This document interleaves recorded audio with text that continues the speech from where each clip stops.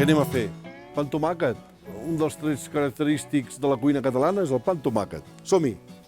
Va, mireu. Sempre pel mig.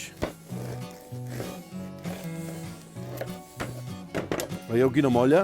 Fantàstica, fantàstica per poder fer això. Ja veureu. Anem a llescar. Veieu? Agafem el tomàquet. Veieu el tomàquet, El tallarem així. Un cop l'obrim, veieu? És la manera bona per sucar el pa. Com el suquem? El suquem de fora cap a dins. Veieu? Així. Això és sucar el pa. Un cop el tenim sucat, què ens hi falta? Ens hi falta un punt de polèmica. Per què? Perquè mig país està dividit entre posar-hi sal o no posar-li. Jo no li poso. O sigui que anem per l'oli. L'oli, que ja vam quedar, que agafàvem un oli molt especial, molt afruitat, molt bo, que ens hi va de fàbula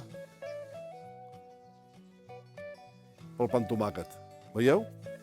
Ja ho tenim. Així de senzill. Això és un pa amb tomàquet. No hi ha més. Amb el vostre permís.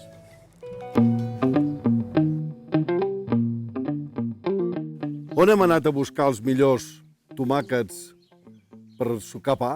Hem vingut a casa del Jaume Bertran, a Sant Joan de Mediona, a l'Alt Penedès, on es fa el tomacó de sucar, i que aquí veureu, donat que som al mes de maig, l'origen, que és el planter, que aquests dies s'està fent, i això és el que esdevindrà, el tomacó, el que és millor per sucar.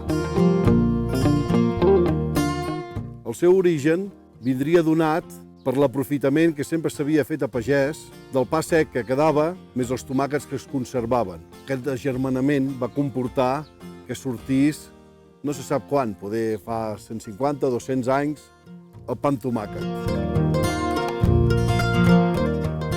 Bueno, hem anat a veure tomàquets i després dels tomàquets venen l'oli. Quin oli posaríem? Jo, a l'oli que sempre he pensat que aniria o que encaixaria molt bé amb el pa amb tomàquet i que encaixa és el Premium, que és aquesta ampolla que tenim aquí. Aquest és un oli fet amb oli barbaquina 100%, dolcenc, sembla que l'acompanyi millor. Com el sucaries, el pa amb tomàquet?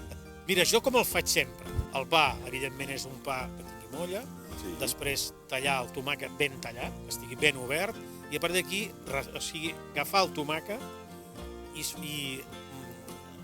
com et diria jo, anar-lo pentinant per sobre de la molla. Anar-lo sucant. Sucant, correcte, la paraula seria sucar. Anar-lo sucant fins que realment quedi ben untat. En pic hem fet això, agafar l'oli, sucar-lo per sobre, un bon raig, ser generós, i en aquesta generositat jo crec que trobem el bon pa amb tomàquet. Tenim un tomacó, tenim un bon oli, tindrem un bon pa, que serà la propera visita, i amb això farem... Farem milles. Tinguem les eines, farem milles. Un dels motius pel pa amb tomàquet és perquè la gent no tenia el pa diari, una manera de morosir el pa, que diem aquí a la Garrotxa. Tu com creus que hauria de ser la molla per sucar un bon pa amb tomàquet? A veure, la molla per fer un bon pa amb tomàquet, des del meu punt de vista, ha de ser consistent.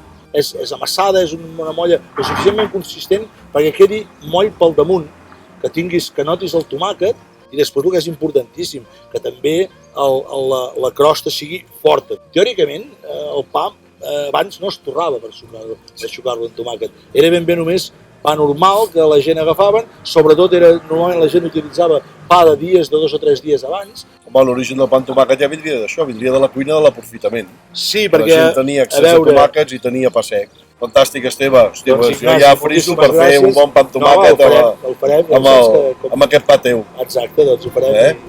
Esperem que tothom hi aprofiti molt bé, això. Moltes gràcies per tot.